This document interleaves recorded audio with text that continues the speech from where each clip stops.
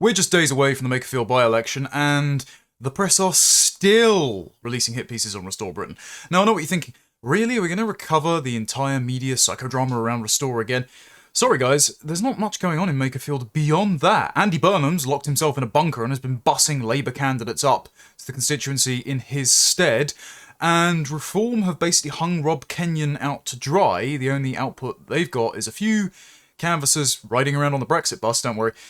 We'll get to that. They're not exactly the best calibre of canvassers, and he's doing the occasional video from his van. Otherwise, seems like a nice guy, but I don't think he's got much of a hope at winning at this point. And instead, Reform have made the entire by-election an attempt to destroy Restore before they can surpass them and supplant them as the patriotic party of the country. And loath though I am to credit Dan Hodges with this insight, this is the single best example of the Streisand effect, of negative press backfiring, because now Restore Britain is emblazoned on front pages and on the lips of every discredited establishment journalist, from The Guardian to the Daily Mail. So we're going to have to go through it again. Over the weekend, there was the last proper big canvassing action day, and hundreds of people turned out, based on their own expenses, just to knock on doors, deliver leaflets for Restore Britain. The size of the crowds was rather disparate between the 50 or so campaigners who turned out for Reform and the hundreds who showed up with tins full of home-baked biscuits and flags and merch for Restore. And as my friend Lewis Brackpool points out, the establishment can keep pretending Restore Britain is one angry man on the internet if they like. That's exactly what Nigel Farage said. But this is what galvanisation looks like. And for those who are still supporting Reform in the by-election, for electorally expedient reasons, they think that Restore Britain is based on avarice or vengeance or vanity. Just ask yourself, why couldn't Reform command the loyalty of these hundreds of politically engaged people? These normal men and women. I mean, they're all just your average Brit, bringing their kids along, mums, dads, grandparents, young men, all well-suited, competent, effective brand ambassadors for the kinds of politics they want. Reform would be delighted if all of these people were knocking on doors for them. Instead, they've poured scorn on them as an enemy faction, and you have to ask, why does this faction exist in the first place? It's because Reform have mistreated Rupert Lowe, it's because they've dealt in falsehoods and betrayals, it's because they've recycled Tories, and they've lost the faith of a significant portion of their own base, and thereby the country writ large. So, this is a problem of Reform's own making, and they have no one to blame but themselves. And as my friend Charlie Downs points out, this is a purely online phenomenon. Turns out all of the people that you're interacting with that are supporting Restore Britain are real people who have the capacity to get out from behind their keyboard, leave their home, and go deliver leaflets and knock on doors for the party that they believe in. So perhaps you shouldn't have dismissed them as very online or purely online. That prediction aged like milk, didn't it? Particularly from people who make a living on Substack or writing for Spiked Online. The irony's killing me. Anyway, Rupert has noted that there has been a deluge of hit pieces against Restore Britain, its supporters, its surrogates, in the last few days, and says the establishment attacks on Restore Britain are rapidly increasing. It's expected, they're terrified. Owen Jones, Nigel Farage, Zach Polanski, the Daily Mail, Nadine Dorries, Michael Gove, endless faceless Labour politicians, and The Guardian. Curious how it's one big club and the only people that aren't in it are Restore Britain. It's the whole team, and it will not work. Why? Because Rupert says, I'm not in this for the money, the status, the popularity, I don't care about any of that, I've got enough money, I don't have to be doing any of this, and that's true. If I cared what people in posh parts of London thought of me, I would not be doing this, trust me. But I want to be really clear about my opinion on them. I do not give a shit what they think of me, I really don't. I'm doing this for one reason, and one reason only, to give the British people a democratic route out. It's the only way, the last way, and what we are doing is not going to be easy or straightforward, nobody said otherwise, but it is necessary. We will not budge, backtrack, or fold to establishment pressure. We are going to do what is needed to restore Britain. If you want to vote for the Conservatives, that's your choice. There are now 2 options on the voting paper for that, lucky us, but Restore Britain is offering a genuine alternative. Millions and millions of patriotic British men and women are taking it. All of that is true. But also, the reason it won't work is because much like the negative press lavished on President Trump in the 2016 election cycle, turns out that if the Uniparty, the establishment, all of the vested financial interests in the press and politics and business who have immiserated our country tried to substitute our population out with millions of unwanted third world immigrants who have ignored our concerns for decades. If they all hate one man, then that man is presented to the people that are sick of that establishment as their champion. So inadvertently, by dogpiling on Restore Britain, by trying to use every slur and insult under the sun to torpedo Rupert Lowe's chances, you've just shown that he's not a member of your club. He's not within the parameters of the post-war consensus, as Owen Jones said in the Guardian article I read in the previous video. They're all afraid that Rupert Lowe means what he says, and that he's going to upset their delicate status quo, which has destroyed our country. And that's the biggest vote of confidence of all. More than the hundreds of canvassers turning out for Makerfield, more than my vote of confidence in my friends Charlie Harris and Lewis, who are good men that I've known for years and who I would sooner entrust the stewardship of our country with than anyone in Reform, despite having, some friends in Millbank Tower trying to do their best to make the party a bit more reputable than it currently is. The biggest vote of confidence is that the establishment hate Rupert Lowe and they're actually terrified of him. And so you should be encouraged by that. And he's right, by the way, about Reform being a recycled Tory party, because, as we've seen on the leaflets in Makerfield, Restore Britain are making the point that when millions of foreigners were brought into our country, legal and illegal, who were the Home Secretary and Immigration Minister in the previous government that did that? Who instituted the fast-track scheme for Eritreans, Yemenis, Afghans, and the Sudanese to rubber stamp approval to clear the asylum backlog before the last election? Well, of course, it was Prime Minister Rishi Sunak, but it was also Suella Braverman and Robert Jenrick. Robert Jenrick, for example, was saying in Parliament that he was proud to welcome Sudanese people into Britain. He was writing in the Telegraph that welcoming Afghans into Britain was a national project and they were your new neighbours. I'm sure Wayne Broadhurst feels absolutely delighted about that. Robert, have you met with this family yet? You probably should. You should probably go and look them in the eyes and explain why you were so delighted to grant indefinite leave to remain to his murderer, actually. The same with the guy in Belfast who's just been blinded in both eyes in the attempted beheading by the former Sharia police officer from Khartoum that tried to decapitate him in the street on camera. As Restore Britain has pointed out, they were both in government overseeing immigration policy at the time. Now, Suella, of course, professes that she tried to change Rishi Sunak's mind on this. And let's say that we take her at her word, and honestly, I've met Suella a few times, she seems really nice. You aren't going to persuade the public, though, that you should have another go at governing if you weren't very effective the first time. And also, Suella, for all of her experience as Home Secretary, is not in a role that's going to affect any of that beyond scrapping the Equality Act, but she's still going to keep the Race Relations Act on the books, which means that the legislation that enables bodies like Raiku to gaslight the public to maintain community cohesion is still going to exist. And so the repeal that Suella has planned is insufficient, but she's also not in a position to actually bring to bear all of her experience on the party's immigration platform. And she was also going to be Foreign Affairs spokesperson. Not that I'm in favour of that, really. But she got passed over because Nadhim Zahawi wanted it, and they just haven't announced that yet, because they realise how bad that's going to look internally, polling their own members. And with Jenrick, okay, we just can't believe a word you said, because you were doing this whole, I've had a Damascene conversion routine, and then it comes out that you were the guy that was getting all the Afghans in, smuggling them in under cover of night, and your own department took out a super injunction against the press to stop the public from knowing about it. And you still haven't said anything about it. Nobody's asked them about that yet. Journalists really not doing their job. But also, they've been handing out these leaflets, and there's a questionnaire on it. Which side are you really on? And they've also uploaded a website that allows us to take this questionnaire. So I thought we'd go through this checklist just to see which party we should actually support based on what we would want, rather than voting for the least worst option or being convinced to vote for a given party to keep Burnham out when Reform's local election slogan was get Starmer out, and the only way to get Starmer out is to get Burnham in. Very confusing. Anyway, Reform versus Restore. Which side are you really on? Which do we agree with? I agree with Nigel Farage that mass deportation is a political impossibility, or I agree with Rupert Lowe that illegal migrants and taxpayer-dependent foreign nationals should be deported, millions must go.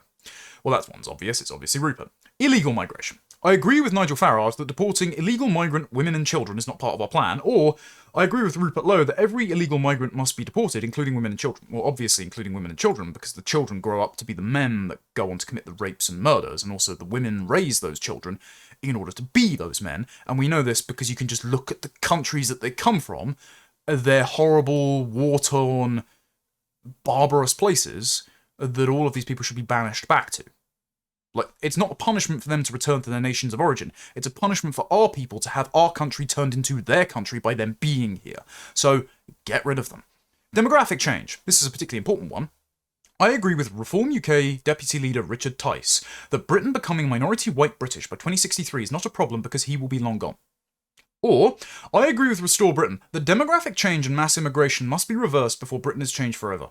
Now, I of course would like a follow-up interview with Rupert to be conducted on these issues, just so we can, get on camera exactly what he thinks about all of these.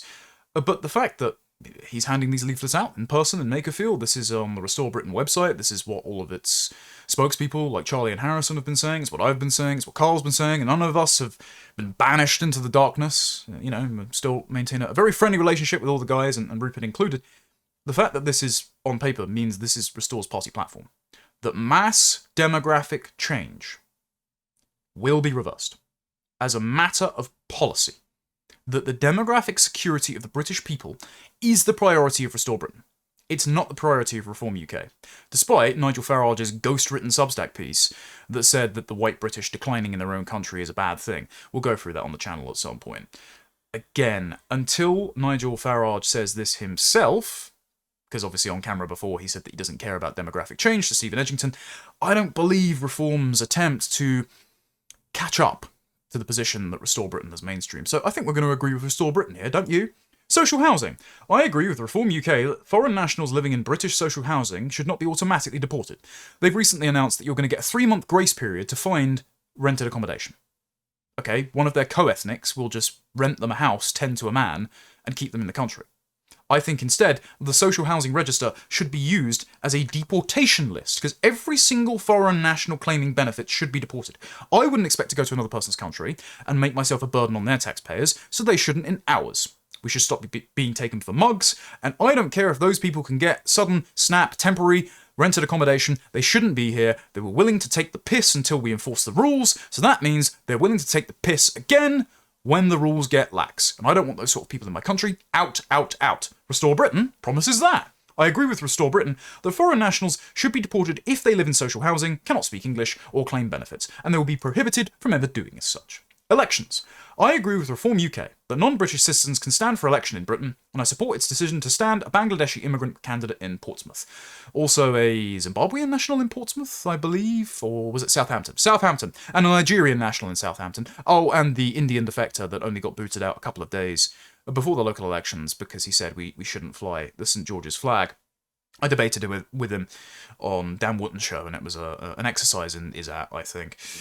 Yeah, instead Restore Britain says that British elections should be for British citizens only. I mean, that's obvious. Again, I would still put a precautionary principle where it's only people with British heritage should be eligible to stand in elections, but we'll see what the policy is when Harrison actually fleshes it out. On the Pakistani grooming gangs, I agree with Reform UK that complicit foreign family members of Pakistani child rapists can stay in Britain. That's just a disgusting thing, but that is actually their party platform at this point. They haven't announced otherwise. Or I agree with Rupert Lowe that Pakistani child rapists and complicit foreign family members should be deported. If whole communities go, whole communities go. Voting low. The rape gangs inquiry. I agree with Reform UK that Nigel Farage was right to promise his own independent rape gang inquiry, but then go on to break that promise and do nothing. Because remember, Farage promised a privately funded inquiry and prosecutions, then he said that it wasn't worth it, and actually dismissed the rape gang inquiry that Rupert had already held, involving and including various survivors who'd never told their stories before, and that Matt Goodwin insinuated that anyone supporting that inquiry was dumb, including the survivors. And then he crashed out at me. Instead, Rupert Lowe actually kept his promise. I agree with Rupert Lowe that holding his own rape gang inquiry was the right thing to do. Obviously. And the report's going to be published soon. And it's going to be harrowing. Justice. I agree with Reform UK that Britain should not reintroduce the death penalty. Nigel Farage has said, well, it's going to be a conversation. Only Lee Anderson has actually said he supports it. Whereas Rupert Lowe says, I agree with Restore Britain that the British people should be given a referendum on the death penalty for the most monstrous crimes. Now, I would just bring it back, but I understand why, as an issue of national conscience, we would put it to a vote, and the vote would be handily won. So yes, I agree. Prisons. I agree with Reform UK's prison advisor that biological males can be considered for women's prisons. That's also something David Bull said, the former chairman. Or, I agree with Restore Britain. No biological men belong in a women's prison. Women only means women only. Obviously. There's nothing other than a biological man or a biological woman. It's just men and women. I can't just put on stockings, call myself Stacey, and waltz into a domestic abuse shelter. I haven't got the legs for it, for a start. The Islamification of Britain.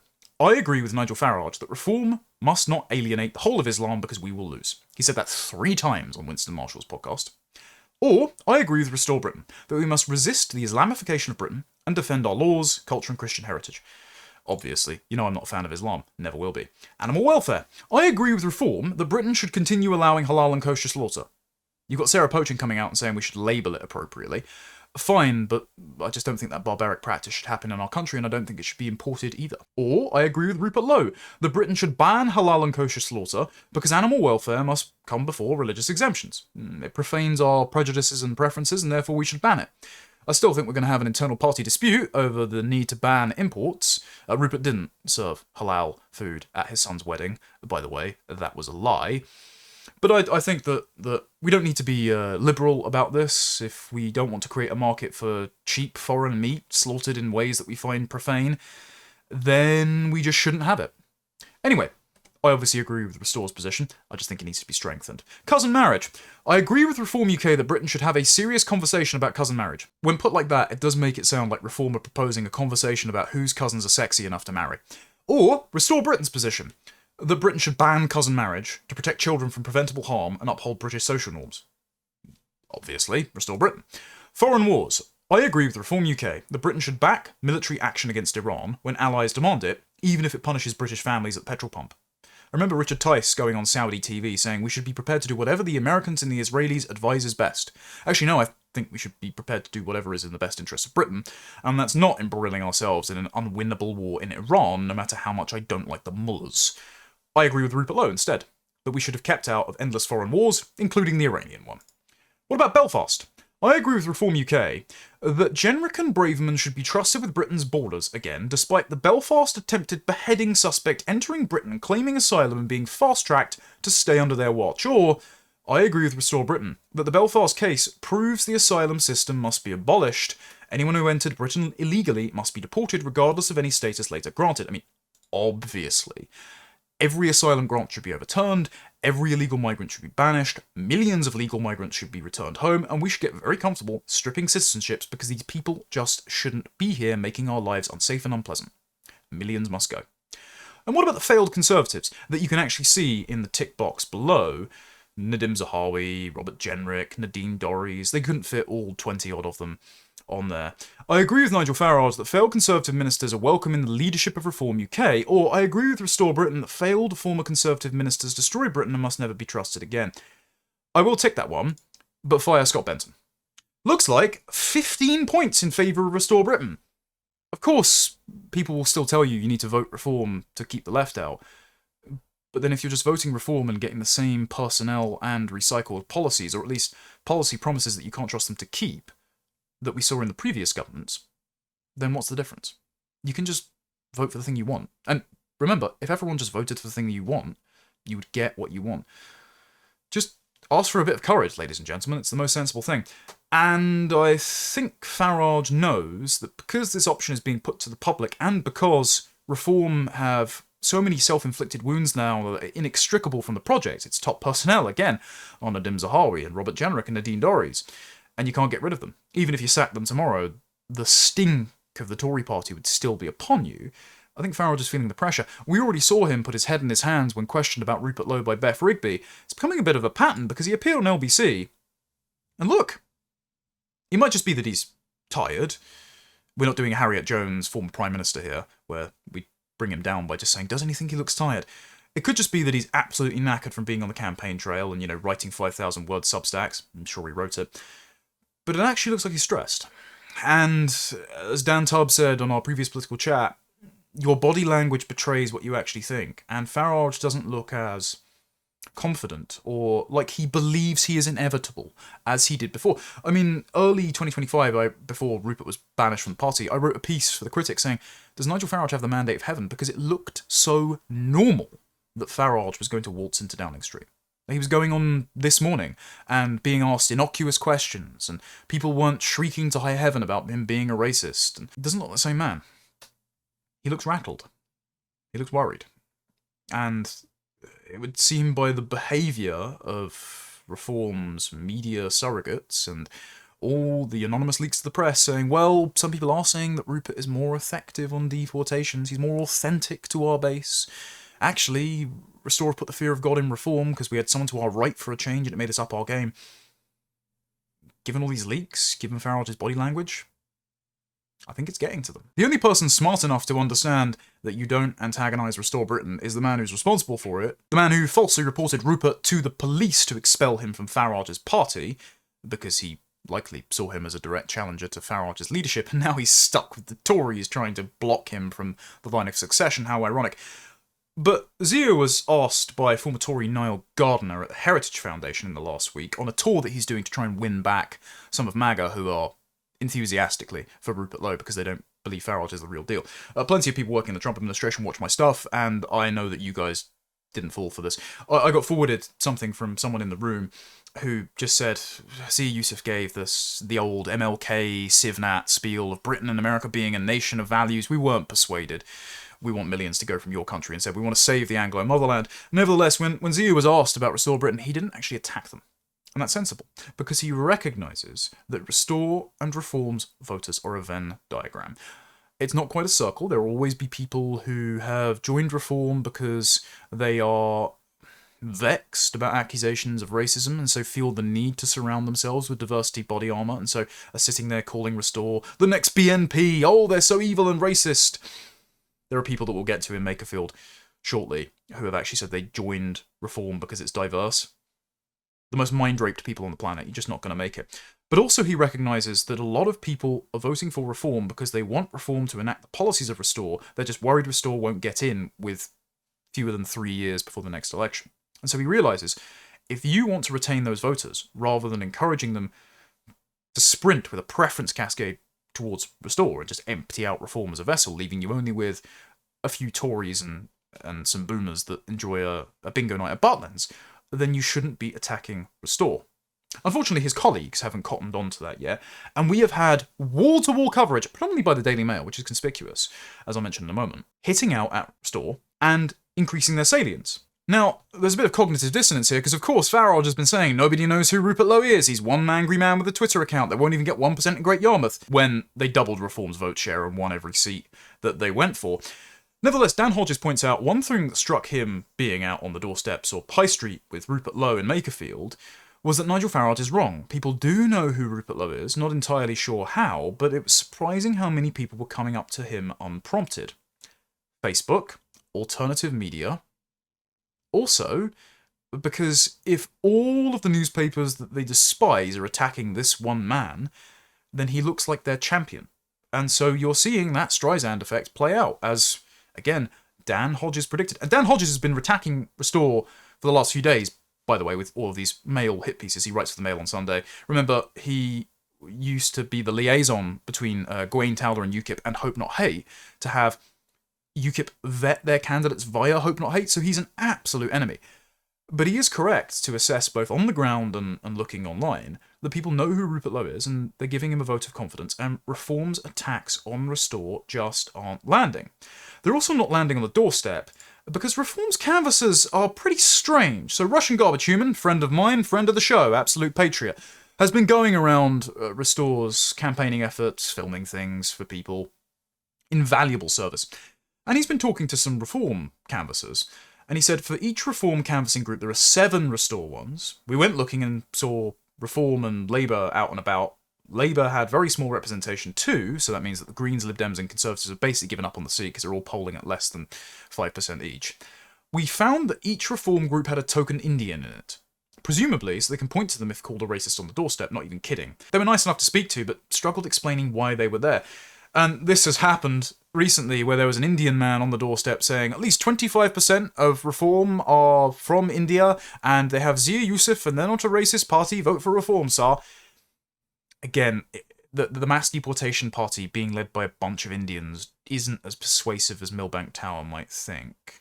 And this was the case when Will Coleshill tried to speak to one of the canvassers, who was very quickly ushered away by his fellow Reform handlers. What's been the reception on the door? Lots of people supportive? Very good, very good. Reform's good.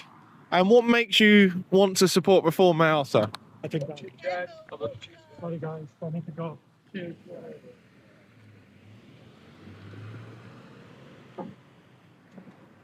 I'm not allowed to interview people?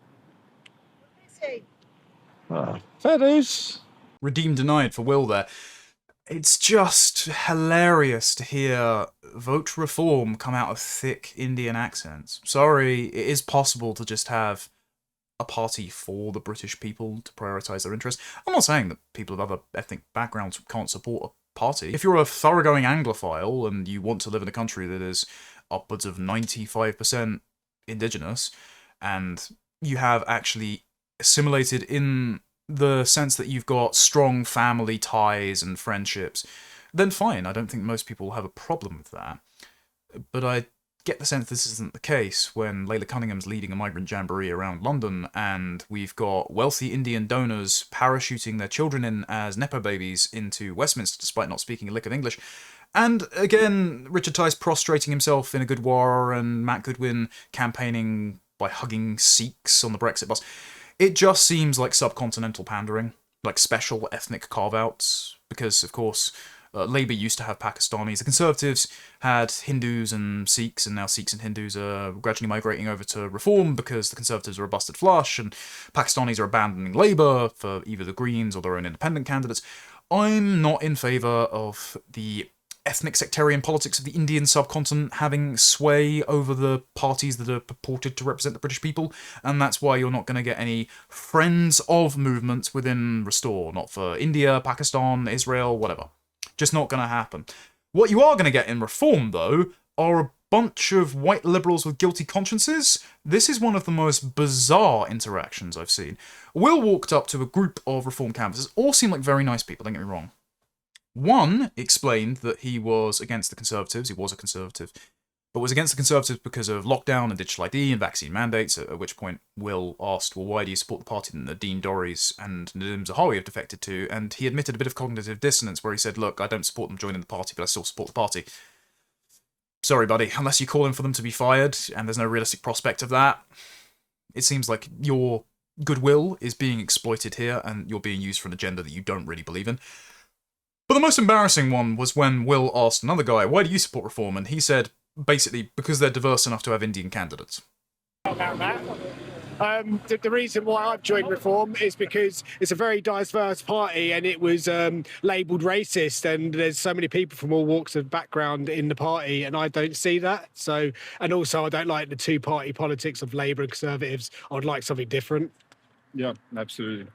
I don't want the two-party politics of Labour and Conservative. I want something different. I also want their ideology of anti-racist liberalism and demographic substitution repackaged with a teal rosette. Come on, man. Like, this is a guy sat in the civilizational cuck chair. Just stand up. One of the more interesting vox pops actually came from Novara Media, loath though I am to cite them. They were talking to Labour canvassers, who are otherwise a bit recalcitrant to speak to any other reporters, and they admitted that Restore Britain actually has a strong presence that isn't going reported by the polls. What about Restore? They've definitely got a presence, for sure. So coming across probably about 5 or 6 Restore voters last week. I think today we've come across 2. So they're not just internet hype. They have kind of broken out into a real thing for sure. Somebody might be watching me talking to you, seeing you canvass, this big bunch of you, for Restore, and they might be shouting, what are you doing? You're stopping Reform from winning this by-election. You're going to give Andy Burnham this seat. What would your response be? This is a two-party system piece of rhetoric, right, that you're splitting the vote. Now, you could say the same thing to Reform in 2024, where I think they stood second place in like 83 constituencies, essentially handing Labour of a general election on a mandate on like 30% of the vote. Young Bob's right. And then Bastani spoke to Callum, the Lion of Epping, and it was almost like a portent from the gods, because poor Callum, the next day, the Daily Mail decided to descend on him, Angloid, Lucy White, and the rest of Restore Britain, because they've been dedicating their coverage for a straight week to try to, as one member of Reform leaked to me during the local elections, quote, strangle the Restore baby in the crib before they can eat into Reform's vote share.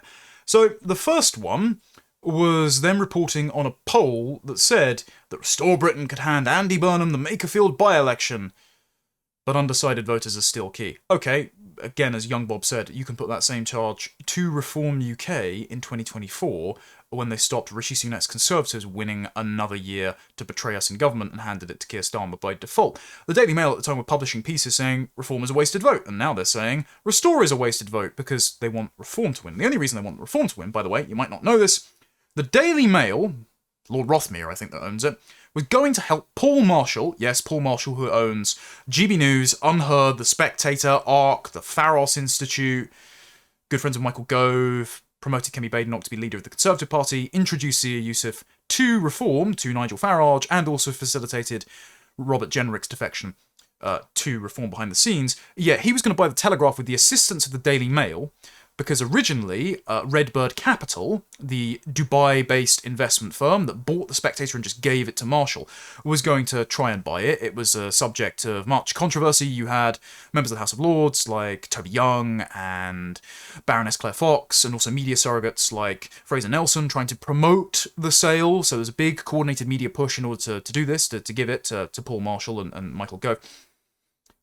Originally, in Dubai, Nadhim Zahawi was going to negotiate the deal on behalf of the Barclays family to sell it to Redbird to give it to Marshall. Nadhim Zahawi has since defected to Reform UK, and before, Nigel Farage said, oh, it's terrible that the authoritarian monarchy of the Emiratis could purchase a British newspaper, but then when he was flown out to the Emirates by the Emirati monarchy to watch the Grand Prix and have meetings with members of their government, suddenly he gives an interview in the Telegraph saying, I've changed my mind, it's actually a great idea.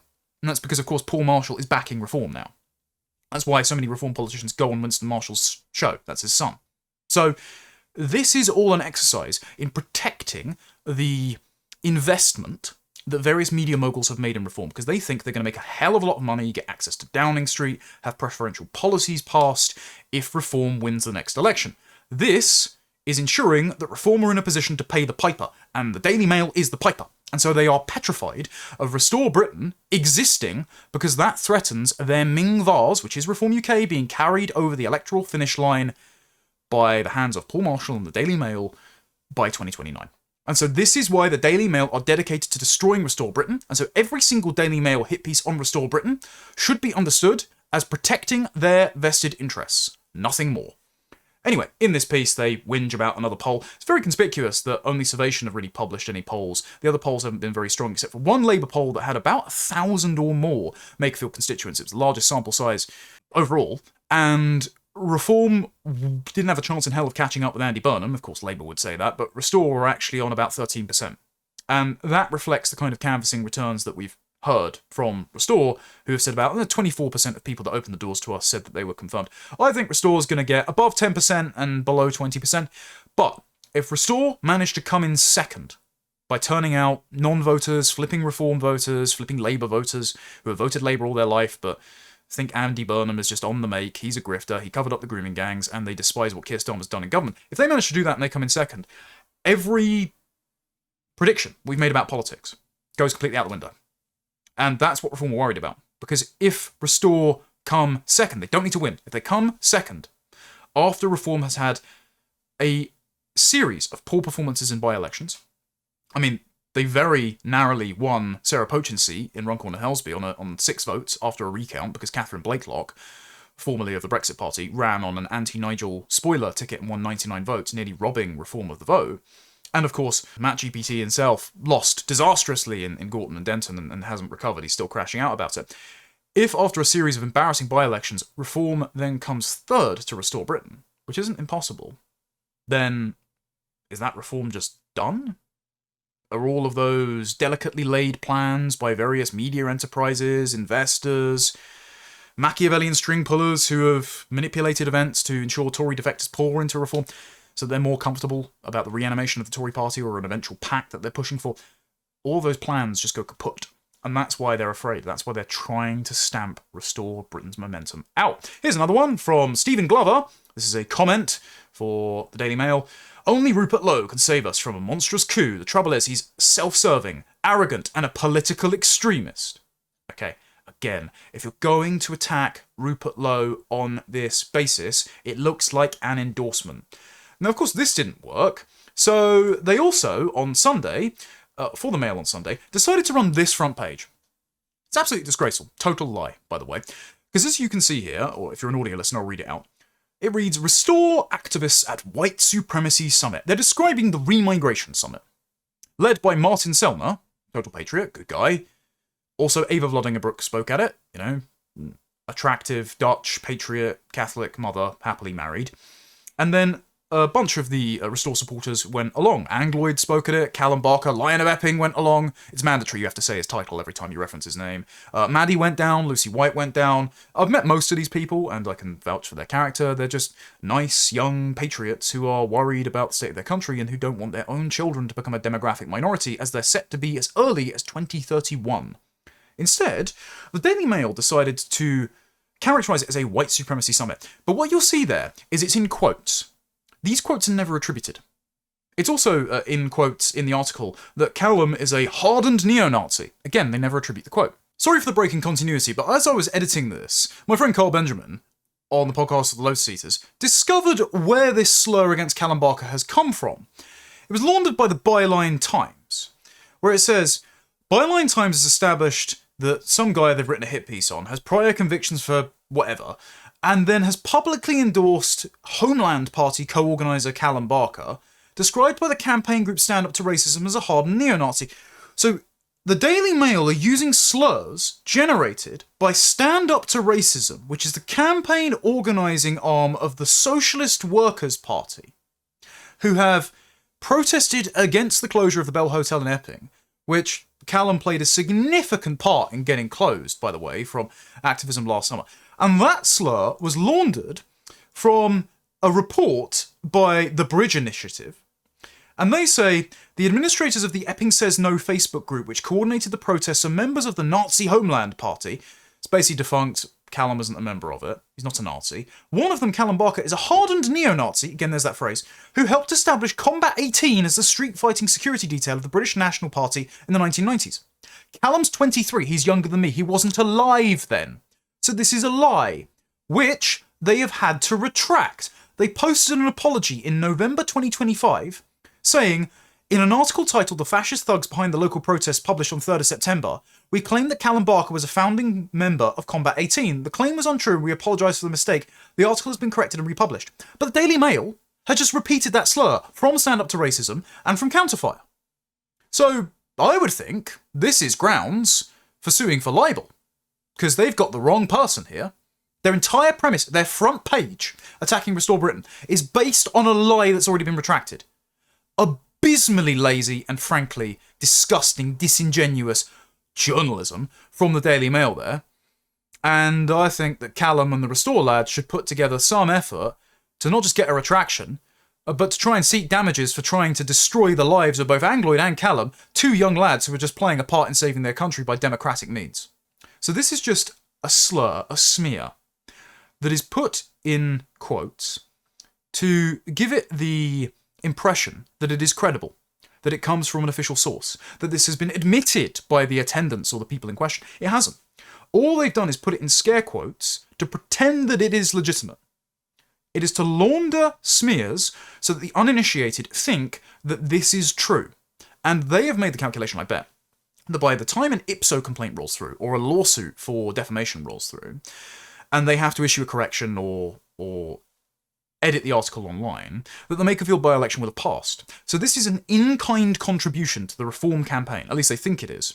Instead, what's happened is Restore Britain, for 2 days straight now, because this was the front page today, Restore is, quote, the new home for neo-Nazis, which is a quote from a Uniparty politician, because they got every single party bar the Greens to comment for the piece. That's right, Conservatives, Labour, Lib Dem and Reform all condemned Restore Britain in the same article.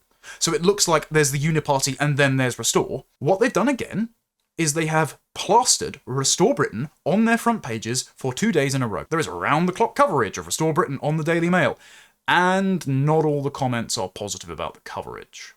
They point out that this article is just a series of smears. It's actually tiresome, and it's because there is a gap between what people perceive and want and what the Daily Mail is trying to persuade them is true. And if there is a friction between what you're trying to convince people and their intuitions, then your narrative is going to be rubbed away, and you are going to lose credibility, and people are going to start giving the benefit of the doubt to the person you're opposing. So I think this is actually one Restore Britain more votes. Especially because, not being funny, Rebecca Shepherd is not some flame-eyed ideologue. She's winning people over on the doorsteps just because she's nice. Now, people have pointed out, Rebecca Shepherd is hardly a professional orator.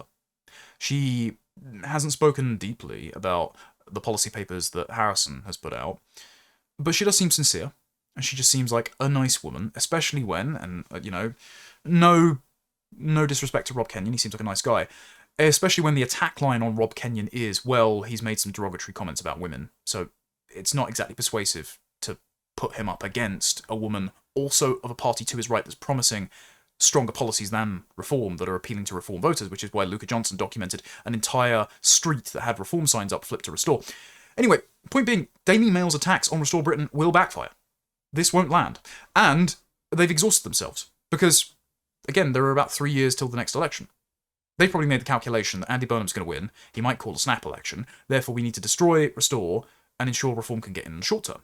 But what you've done in the long term is exhaust your reserves of slurs to throw at Restore Britain. Because Rupert Lowe hasn't disavowed anyone, he hasn't banished anyone from the party, he hasn't backed down. Instead, Restore have closed ranks and said, no, actually, we all know all these people personally, we know you're lying about them. And why are you trying to destroy the lives of a couple of young guys who are just handing out leaflets for a registered political party that they believe in? They're not doing anything violent or evil. And also, all of these slurs are the magic words that have hermetically sealed a series of conversations that were necessary to have to take action to prevent atrocities, like the rape gangs, like the murder of Henry Novak, like the attempted beheading in Belfast, the Manchester Arena bombing, the Bataclan massacre, the London Bridge attacks, the murder of Lee Rigby, on and on and on and on. So if you're laundering these smears to ensure Reform is successful, then we can only assume that Reform will continue to participate in the status quo that has delivered those atrocities on our people.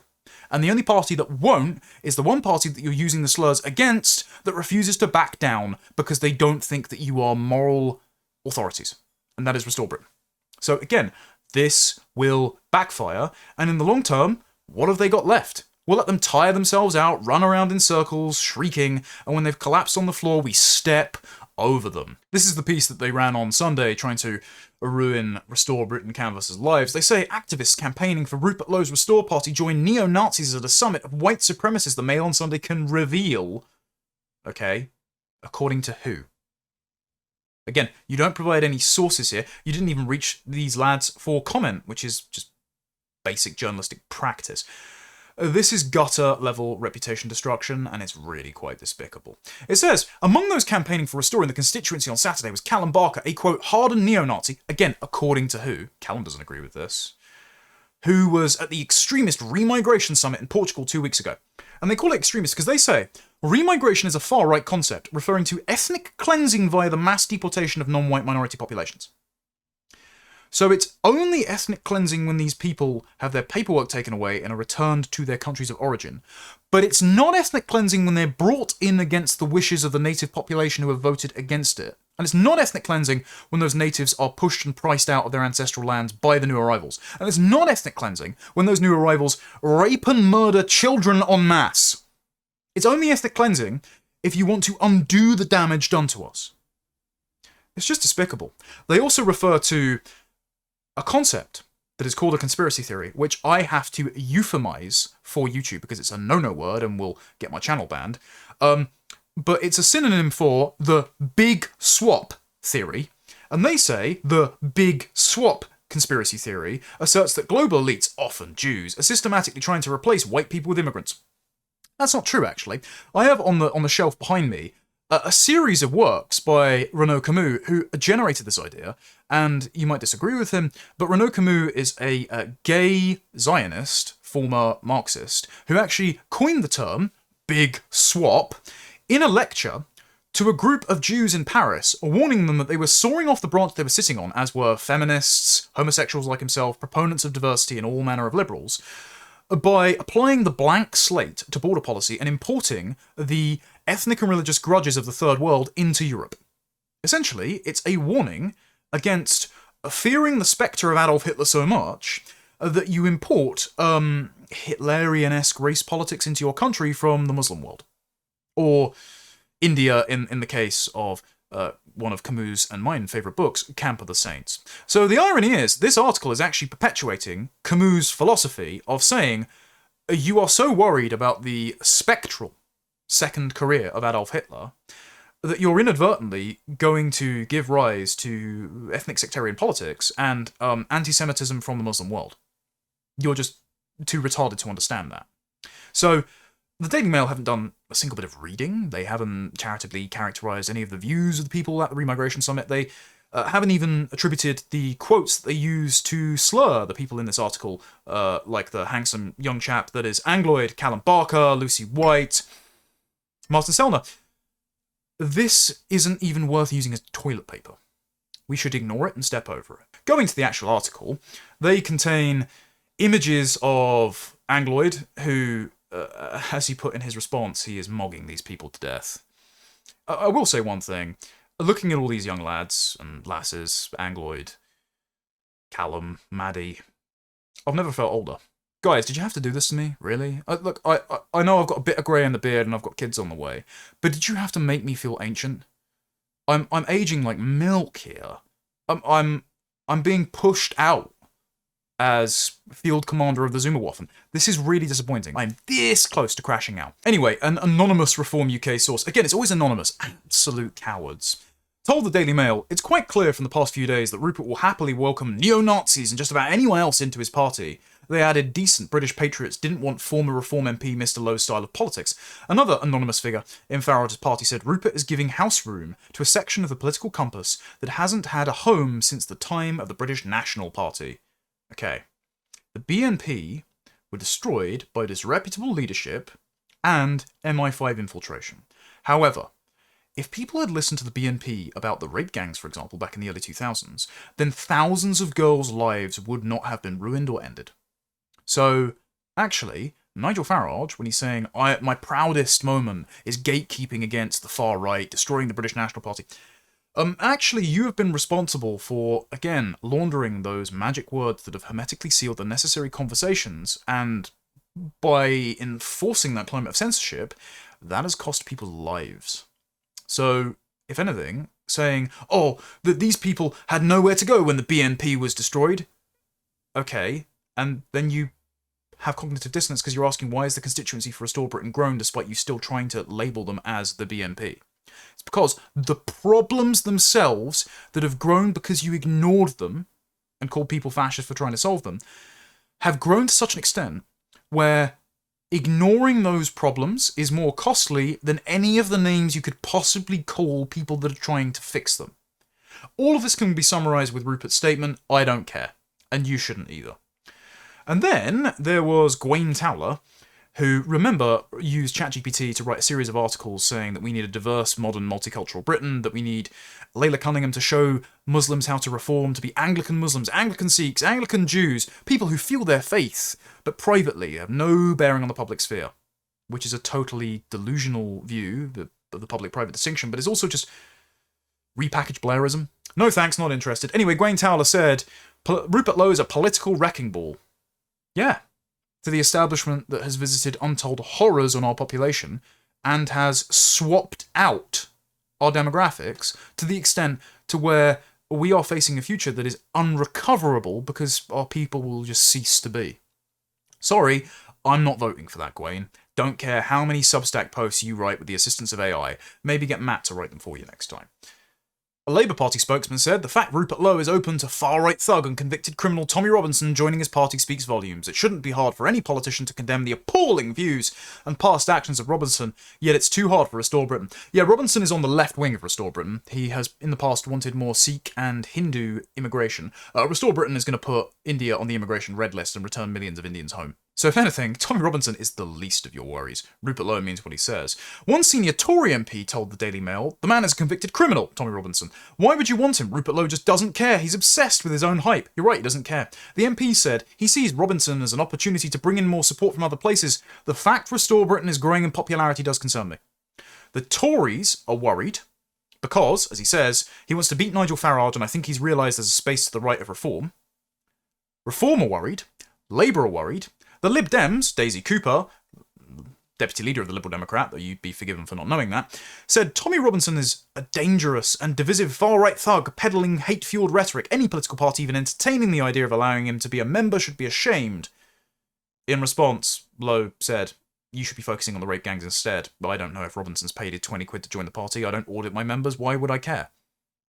Rupert Lowe points out that nothing Restore Britain's members could do is as bad as what Labour, Conservative and Liberal Democrat politicians, some of whom are now in Reform, have already done to our country. So, for all of my disagreements with Tommy Robinson on immigration policy, for example, I like to think I've put them across politely, he's nowhere near as bad as Boris Johnson, Priti Patel, Robert Jenrick, Nadhim Zahawi, Nadine Dorries. So, if everyone is crashing out about this, for the same reasons, right? Reform, Liberal Democrat, Labour and Conservative all have the same opinion about Restore Britain.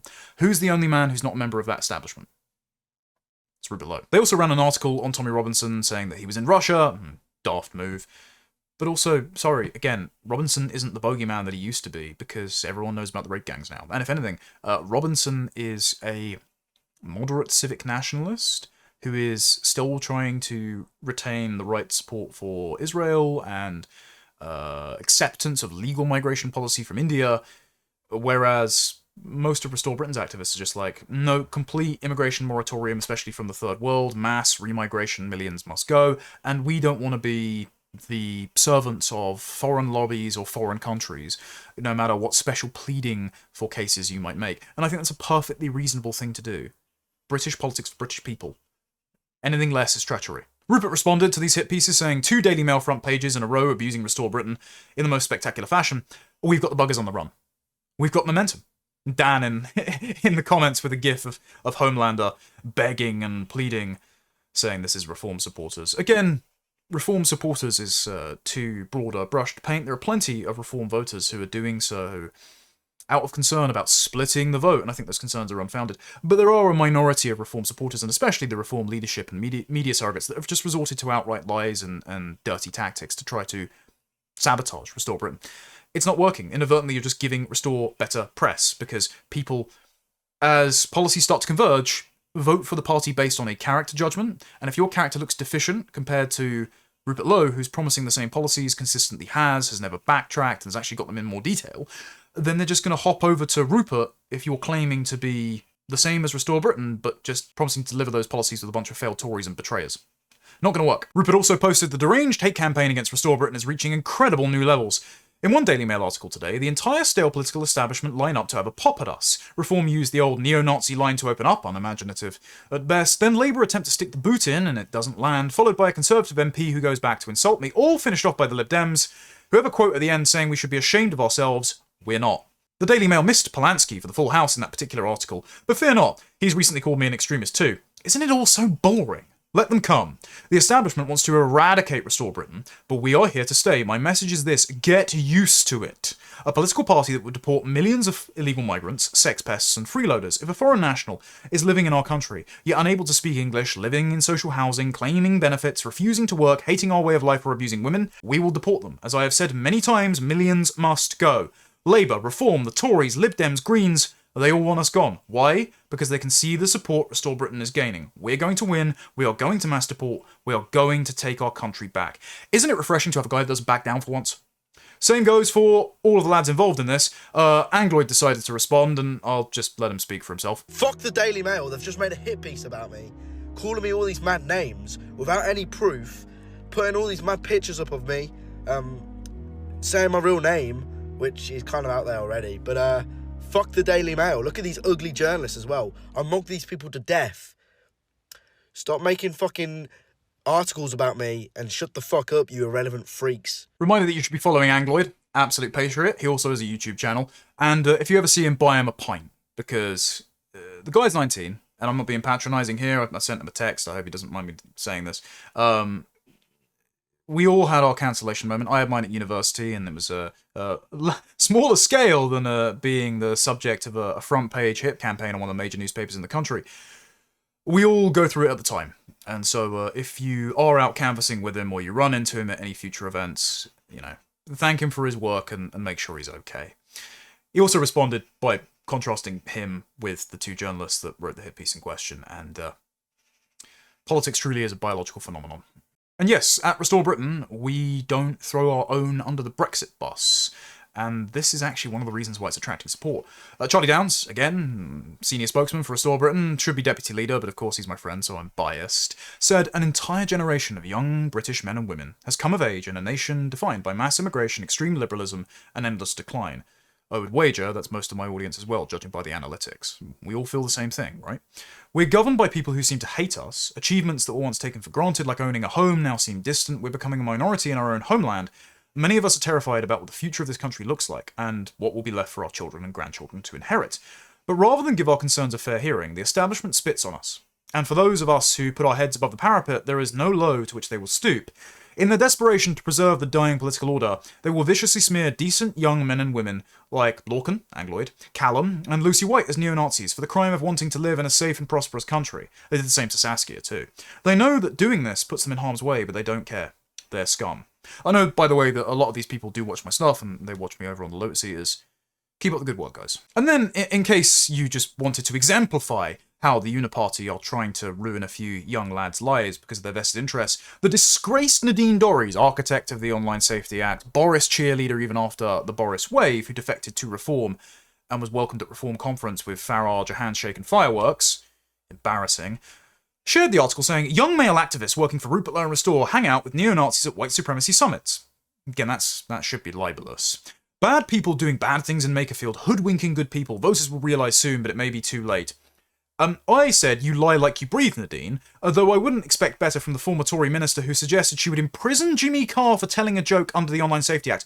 Not exaggerating, by the way. She did the ministerial interview rounds back in, 2022, when Jimmy Carr made a joke about gypsies and the Holocaust. And she said, it's interesting, we're already looking at future legislation to bring into scope those sort of comments. They were abhorrent. And she said, well, left-wing snowflakes are killing comedy, but that's not comedy. What Jimmy Carr did last night is not comedy. I mean, literally comedy. He told a joke and it was funny. Just because it offended you doesn't make it not comedy. It just makes you a humorless old bag. She actually told Times Radio, we don't have the ability now, legally, to hold Netflix to account for streaming that, but we very shortly will. So she wanted to fine Netflix, potentially prosecute Jimmy Carr, for a joke he told in his Netflix special using the Online Safety Act. She is currently in Reform, and that's why Reform are promising to repeal the Online Safety Act, because they had one of their own TikToks taken down the other day via the Online Safety Act, by the woman who's now in their party, that they celebrated as a defector.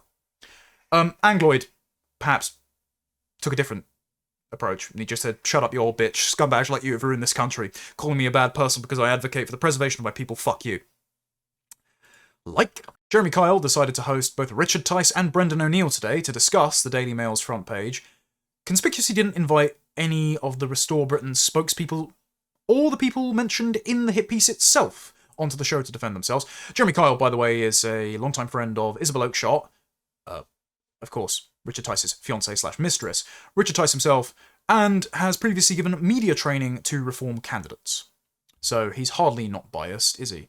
So yet again, Talk, which broadcasts from the same tower as Times Radio, is another hand on the Ming Vars shepherding Reform into Downing Street, which is why they've banned the likes of me and Charlie Downs and Lucy White from the station, but they keep allowing Alex Phillips to have multiple hours a day bursting the eardrums of her listeners, crashing out about Restore Britain. We're not even done with the Daily Mail, by the way. I mean, this crash out is just monumental.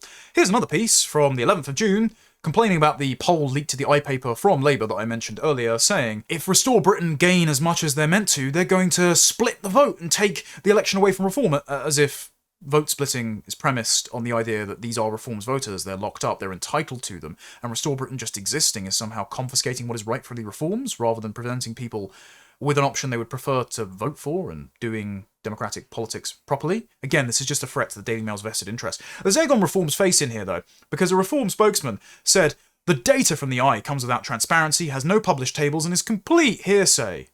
It was later clarified that the eye poll, commissioned privately for use by Labour, was conducted with a sample of 1,119 in Makerfield between the 4th and 6th of June, weighted by age and gender. So it's a much larger and more representative sample than the polls that Reform have been using for their leaflets to say that Restore can't win here. Bit embarrassing. Again, they're just leaping over themselves, telling lies, laundering hit pieces through aligned media outlets, and it just makes it look like a coordinated hit because Reform are nervous that the Ming vase is slipping through their fingers, and what they want more than anything is not to win honestly, but they just want power at your expense. They want to enrich their buddies, give peerages to their cronies, and I'm sorry, I'm just not wearing another fell for it again ribbon. I'm not going to the betrayal factory no matter how large a teal arrow you place over the entrance. Here's another one from Guy Adams, which says how giant egos, a poisonous feud, and the many faces of Rupert Lowe are set to saddle Britain with Burnham. And in here they quote a series of Reform canvassers who, again, are just apoplectic at the fact that presumably Restore have more canvassers than them. They say that our campaign against Labour has been positive and grown up. We aren't at each other's throats and everyone is behaving, but with Restore things have become toxic. They're throwing mud and some of it's sticking. Their people keep turning up at our office and trying to start disputes. At one point, the police were even called. I would say, lads, don't go outside Reform's headquarters and troll them as much as you might find it funny. It just causes needless complications with the press and the authorities. That being said, though, if they're worried that the mud that they're throwing is sticking, it means that they're afraid that all of the things that Restore are saying about them, being, a Tory lifeboat, a retirement home for Boris's cabinet ministers, having previously said we can't alienate Islam, and using foreign nationals and token immigrant candidates. If all those things are sticking, then it means they're true and you shouldn't have done them. And if you can't win on your own merits because of your own decisions, then you don't deserve to win. Doesn't matter how much you whinge about Restore Britain taking your voters, because they're actually what you once promised to be, just without all the downsides. And then there was this piece from the Mail on Sunday. By Mail on Sunday comment, they didn't even attribute a single author to this. This is the Daily Mail's opinion about the Makerfield by-election, and that is that you have to vote Reform, otherwise you're a fascist. And this is just vacuous tabloid duck speak. Does anyone in Makerfield constituency really want to vote for the hopeless party whose members hobnob with actual fascists and neo-Nazis? Yeah, it turns out thousands of people actually do, because your description of them isn't accurate. Yes, apparently this is what a significant number of people are preparing to do. Ask yourself why. Let us hope the revelations we published today about the company the Restore Britain party has been keeping will change their minds. Nope, don't care, still voting for Restore Britain. Reform UK's Nigel Farage, to his credit, has steered firmly away from any association with the creepy, undemocratic and bigoted types who sometimes try to hang around the fringes of patriotic politics. Sorry to bring it up. Farage was palling around with Andrew Tate for quite a few years, and isn't he one of your bogeymen too? So, again, stones and glass houses.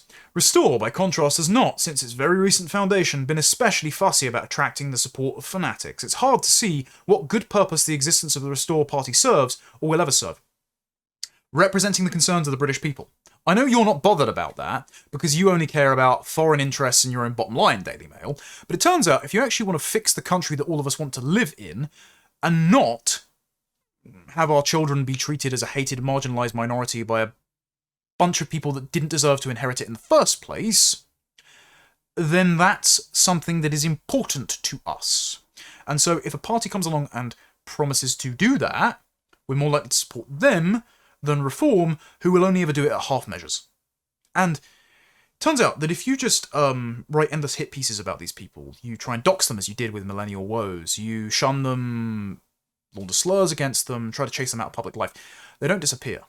Now some people, it's quite dangerous, you might drive them to suicide, but most people just suffer in silence. And if you do that to a significant number of people, it reaches a critical mass where your cancellation has no power anymore, and they will seek political representation whether you approve of it or not. And also, just importantly, as President Trump did in 2016, through 2024, in fact, he didn't disavow most of his voters. And instead, he just allowed people to vote for him if they agreed with his message. Now, as many people working in the Trump administration say, it would be great if he returned to his domestic deportations agenda and kept his promises. Nevertheless, people voted for Trump, not the various people that people were using, like the mainstream media, as proxies to attack Trump. And this is Rupert Lowe's position.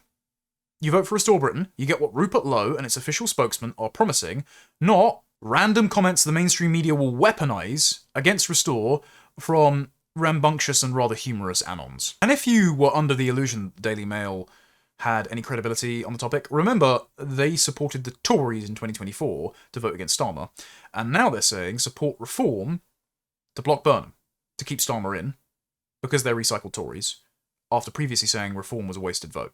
So they didn't call the next few years of politics correctly, and now you're meant to take their advice on what is electorally prudent? I don't think so. They wrote in here, even, in this piece. Of course, the Tories were hard to support and had done many foolish things. But you did anyway. You still have Boris writing for you. Fuck you. How about that? How about you publish the guy who conducted the Boris wave, who hasn't apologised, and used your paper to promote a state-sponsored miscegenation campaign? Which is a really weird thing to do, by the way, as a solution to mass migration, rather than just sending these people home. So, how about we don't listen to a single word you say? They say, what logic or reason would lead a sensible person to conclude that the best way to deal with that would be to elect an incompetent and rapacious left-wing government? Reform voters at the last election. Likewise, what could possibly justify denying a victory in Makerfield to Reform when such a victory is within reach? Because it doesn't matter about winning if winning isn't a win for us, if they aren't going to do anything that they say, or they're not saying what they should be doing. It's pointless. They just don't have the vote of confidence of thousands, millions of people at this point, if the polls are to be believed. Reform UK is the only sensible way to vote. To support the disreputable Restore in these circumstances would be absurd and disastrous and also just plain wrong. This from the paper that is laundering the smears against Restore that were previously used against Reform and were used to cover up the Pakistani rape gangs for decades. Are still used now and they're still going on. Disgraceful. Don't care. Harry Cole tried his luck. He actually revealed that Nigel Farage has been trying to convince Donald Trump to cut the line of dialogue between Elon Musk and Rupert Lowe because he's that worried about Musk's support for Lowe eating into his vote that he's doing backroom deals with the Trump administration now. Bear in mind Rupert Lowe's most popular platform is Facebook and Elon Musk doesn't control that. Farage has no answer. He's just lost lots of people because his messaging isn't very effective and because Rupert Lowe's social media team are much more competent than Reform's. For all of Jack Anderton and Farage's bragging about their TikTok figures, doesn't mean anything compared to Rupert Lowe's popularity online, which is why hundreds of people have turned up in Makerfield to canvass and are just dwarfing Reform's canvassing figures. Cole wrote an article, which is, Cole by name, Cole by nature, got double-page spread in the Sun with a dreadful cartoon, and it's not usually worth reading such a tabloid rag. However, there were some interesting comments in this from, again, Reform sources. You can see the contours of their panic, which explain their overreaction by having the Mail become essentially a surrogate Reform press outfit, attacking Restore from all angles and exhausting all avenues of attack.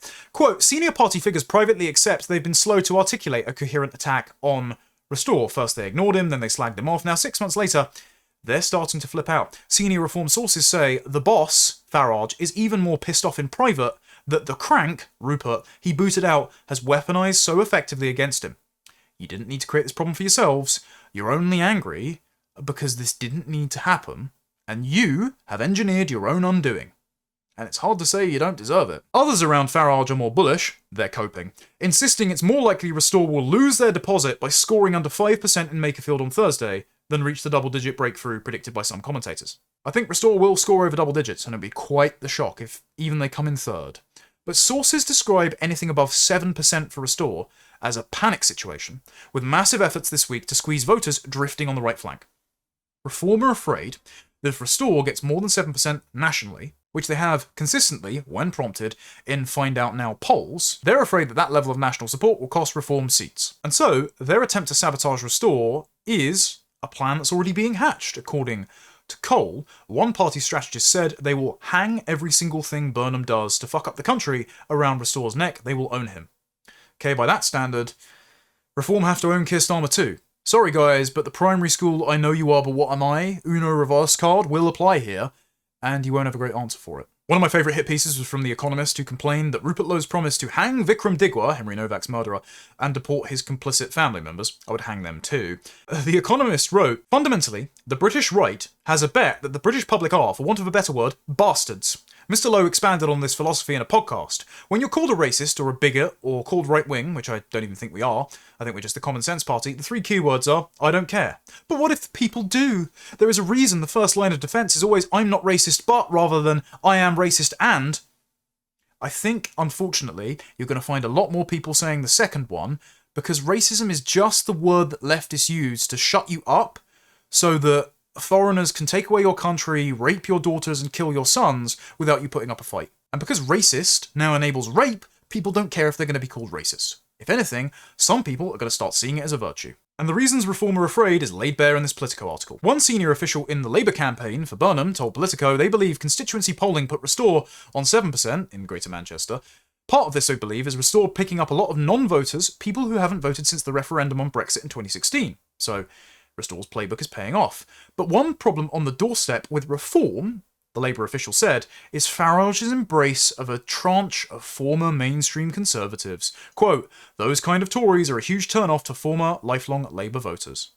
Turns out, Braverman, Zahawi, Dorries, Jenrick are going down like a cup of cold sick in Makerfield, and that's why Rupert Lowe's leaflet and questionnaire that we filled out earlier is a pretty effective campaigning technique. If you don't want to vote for a bunch of failed Tories, vote Restore. And this is coming up organically and being brought up when Nigel Farage is campaigning. Politico has observed voters wavering over whether to back Restore or Reform both in Makerfield and elsewhere in Britain.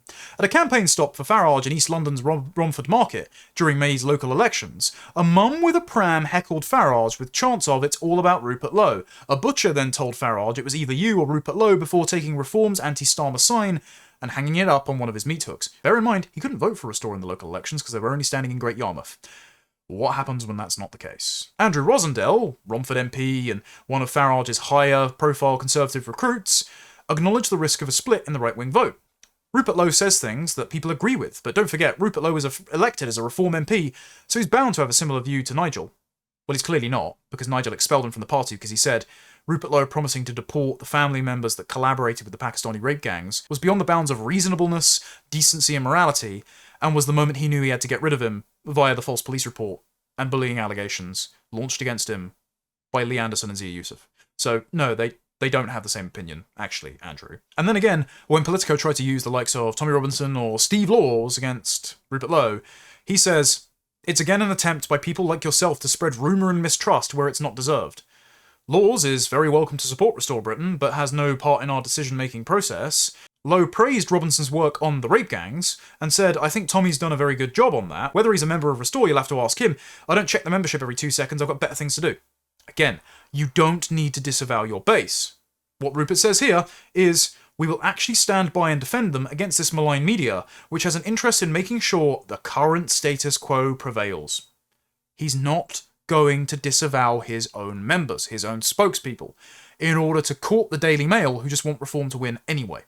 This is the strategy.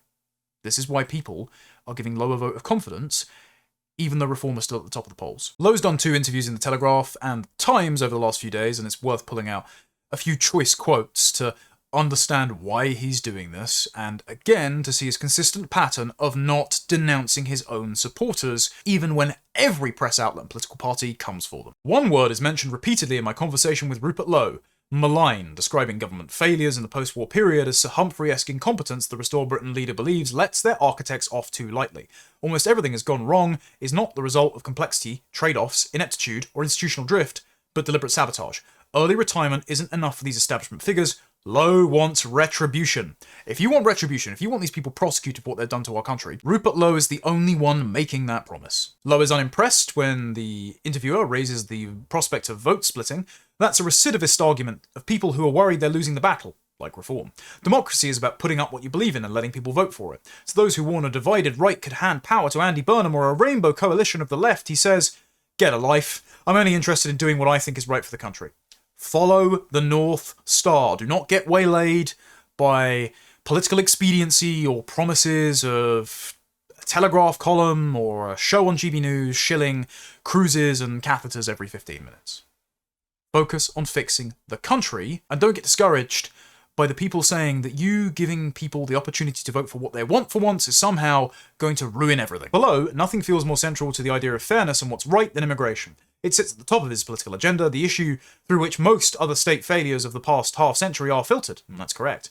The unrest in Northern Ireland earlier this week, prompted by the alleged attempted beheading by a Sudanese migrant, feeds directly into that sense of unease. It's not an aberration, but an illustration of our porous borders, weak enforcement, and institutional cowardice. Quote, "The people in power have not kept out people who are not supposed to be here," Lowe says simply. He is careful to distance himself from the violence that erupted on Belfast streets. He says, "I do not endorse the behaviour of the protesters," though, he says, "you can't expect honest, decent citizens to stand by watching helplessly as immigrants from different cultures come here, demand their own laws, break ours, and fail to integrate." From there, he drifts to historical analogy. We got the French Revolution, the Russian Revolution. We got all sorts of revolutions from a failure of leadership. The invocation is deliberate, positioning contemporary unrest not as meaningless, isolated disorder, but part of a recurring historical pattern. I don't condone it, Lowe repeats, but agrees with the suggestion it might be an inevitable consequence of establishment failure. And this is what he means when he says, "Restore Britain is the peaceful option. So is remigration.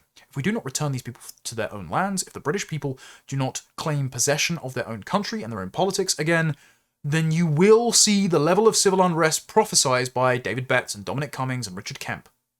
This is a warning, not a wish." This is where the question of moral leadership becomes harder to avoid. Lowe is willing to condemn disorder in principle, but is reluctant to set boundaries around the rhetoric and networks that orbit his movement. Yeah, he's not going to disavow law-abiding members of the public or be made to answer for things that other people have said.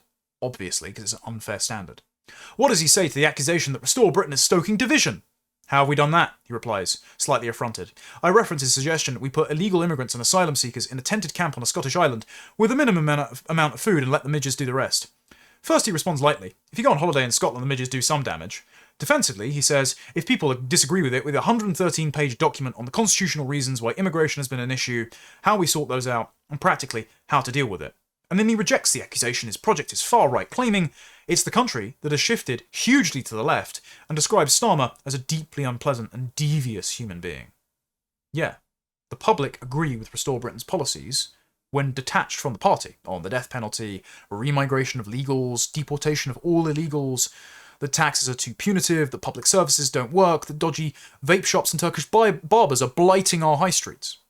That we should have a country that's safe for women and children again because we love them.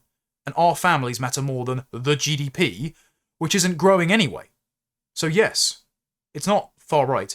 It's that the governing class have rolled out a revolution on a recalcitrant population who have voted against it at every opportunity given and have been punished with more migration, higher taxes, and an unrecognisable country and culture anyway.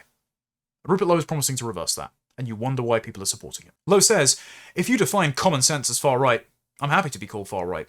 I'm not going to be put down by some woke creeps telling us we're racist. In here, there's an author that compares Rupert Lowe to Enoch Powell, saying older, unreconstructed Powellites like Lowe align himself with the ideological legacy of Enoch Powell, and younger people who, as well as being radical ethno-nationalists, no, they just recognise that Britain is a nation of ethnic groups like every other nation on the planet, and that any other standard for British identity just can't be sustained. Like, we're just not going to lie because you think it's polite.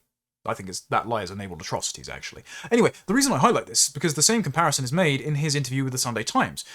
Rupert Lowe being the reincarnation of Enoch Powell, a sort of well-educated patrician statesman who is principally concerned about the conservation of his country not as an economic zone, but as a people, a family of families, land that has been stewarded by farmers and entrepreneurs for centuries. That is very much the vision he shares with Powell, and that vision was right in the 60s when Jacob Rees-Mogg's dad tried to sabotage Powell's career with a hit piece in the Times, despite a majority of people agreeing with his Rivers of Blood speech, according to the polling at the time. Anyway, after asking Lowe what he thinks of Farage, he says, he tried to send me to prison, and therefore I've told everyone I'm not standing aside, which I don't blame him. They put to him the comparison of Enoch Powell. Lowe says he was much maligned for his speech, which, if you actually listen to it, was based on common sense and logic, and he's been proved right. He was just quoting his constituents and the concerns that they had with excrement being put through their letterboxes by Pakistani families. The interviewer says, Lowe's comment is incendiary. Without blinking, Lowe moves seamlessly from Powell to hard nationalist agitator Tommy Robinson. Tommy Robinson isn't a nationalist, he's a civic nationalist. So, again, your bogeyman isn't nearly as scary as you would like to make him out to be. But Lowe said, So a bit like Tommy Robinson gets flack for being right about the rape gangs, I give him credit for it, you know? I give people credit for everything they do, which is right, and he has been right about that. He was an early adopter of the view that it was happening. He's obviously publishing his own inquiry into the rape gangs this week. And while Farage has put a cordon sanitaire around Robinson, Lowe said if Robinson wants to join Restore Britain, that's up to him. I don't know whether he's a member or not. He may well be. I told you I don't audit our membership, nor does any party. If he wants to part with his 20 quid and join Restore Britain, that's a matter for him, not me. People can support us. They have no influence on what we do or say. If they want to support us, that's fine. If we start bringing those people into decision-making roles in the party, then people can criticise. But they're not going to be. Steve Laws, Ben Habib, Tommy Robinson, they're not going to be decision-makers at Restore Britain. They're welcome to be members, they're welcome to vote for Rupert, as is anybody. But it doesn't mean that you get a seat at the decision-making table. You can agitate all you like, but knowing Rupert, he believes what he says and he's going to stick by what he thinks. The Times note that Lowe is more than a throwback, he's a peculiarly modern phenomenon, a tribune of the new dissident online right who has mastered social media and leveraged it to considerable political effect, which would probably explain why Keir Starmer today announced a social media ban for under 16s, while also wanting 16-year-olds to vote. So they're purely going to get their political instruction from classrooms where they're shown adolescence and taught sex education by a drag queen on repeat. I'm sure that won't radicalise young men to voting Restore Britain, Keir. Anyway, Lowe says, we're powerful enough on social media, we had to be, because the papers and the malign compromised media, what I call the Farage Broadcasting Channel, GB News, have ignored us. Well, now the Daily Mail are paying attention, and they've moved from ignoring you to fighting you. And what comes after fighting you? Oh yeah, you win. What he values most is authenticity, the Times say. I stand up in Parliament, and I speak the truth. You say I'm right-wing, I'm not right-wing. Lowe says. What's happened is the whole of British politics has been pulled to the left, so anything that's even common sense is described as far right, and that's all got to change. He seems unconcerned that our political discourse is becoming increasingly radicalised. Once marginal concepts, remigration, mass deportations, ethno-nationalism, are seeping into the mainstream, and the emergence of Restore is forcing reform to harden its rhetoric. Farage believes himself to have done more than anyone else to hold back the far right in this country. So you own all the consequences of that, Nigel. He said, if you don't like what I represent, imagine what comes after me. Is Lowe's nativist party and the online army who proclaims millions must go what comes after Farage, the interviewer posits? He believes Restore can inspire the disaffected, those who have previously never voted, and he warns darkly of retribution. It was interesting that Blair tried to come out the other day and effectively deny his legacy, because he can smell the wind. The wind has changed, and there's going to be retribution. He's a crafty old fox. He knows what's coming. Retribution will come for the people who have undermined Britain as it used to be. If you want someone to punish the politicians and civil servants and the media who have destroyed our country while calling you a racist, rather than try to work with them and seek their approval, Rupert Lowe's the only man willing to do that. And that's why The Guardian are afraid that Rupert Lowe actually means what he says. Again, physiognomy never lies. Andy Beckett has this terrible piece that pales in comparison to the hysteria of Owen Jones, saying Reform and Restore are both hard right and poisonous, but their differences could be their undoing.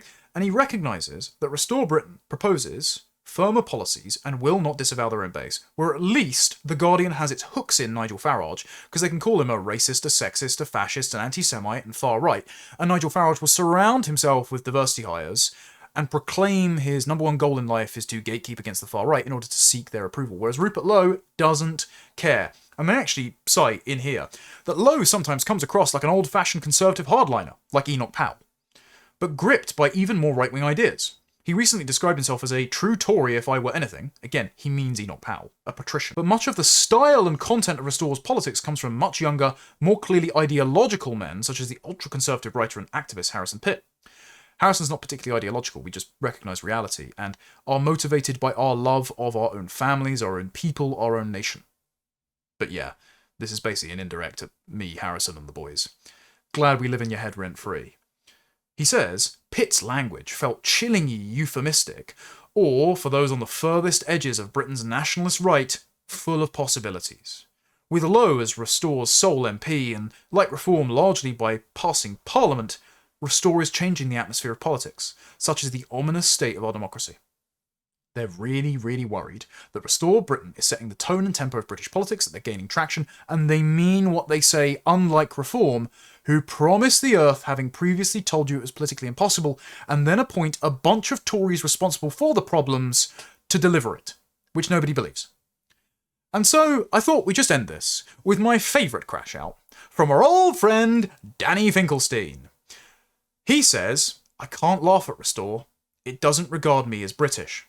Danny Finkelstein's Jewish. He's not English, Scottish, Welsh or Irish. He's Jewish. Which is why he's so concerned about Israel, but wants to deny Britain the same national identity and demographic security that he and other Jews would enjoy in Israel.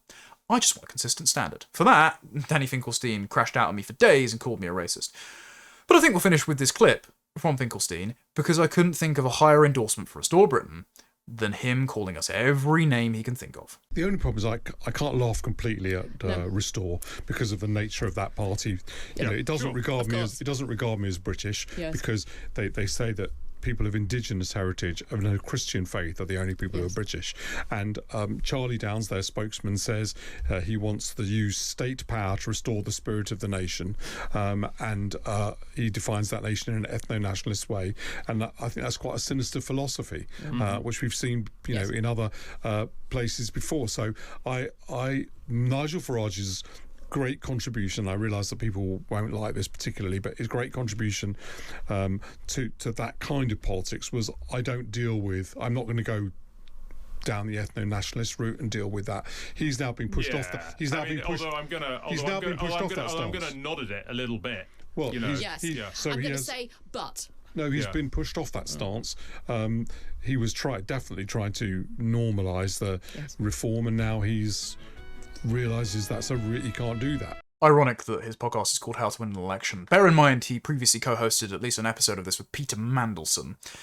So, you are the company you keep, Danny. But I just want to finish this by saying that if Reform have Danny Finkelstein's approval, at least they recently did, until they felt the pressure from Restore to harden their rhetoric, on the grounds that they were gatekeeping against people that Danny Finkelstein found disreputable. When Danny Finkelstein, if you remember, after the Bondi Beach massacre, said that Jews and Muslims need to unite to fight the far right, even though Muslims are shooting Jews, stabbing Jews in Golders Green in Manchester. If Reform have the approval of Danny Finkelstein until they try to become Restore, and Restore has their disapproval, then I think that's an endorsement for Rupert Lowe, don't you? In summary, you can call Restore anything you like. Racist, sexist, fascist, far right, misogynistic, and Nazis. But all you've done is burn through all the slurs you could have used before an election. And Rupert Lowe hasn't denounced anyone, he hasn't disavowed anyone, he hasn't changed his policy, he hasn't banned anyone from canvassing. The only thing he's said about these slurs is, I don't care. And so should you.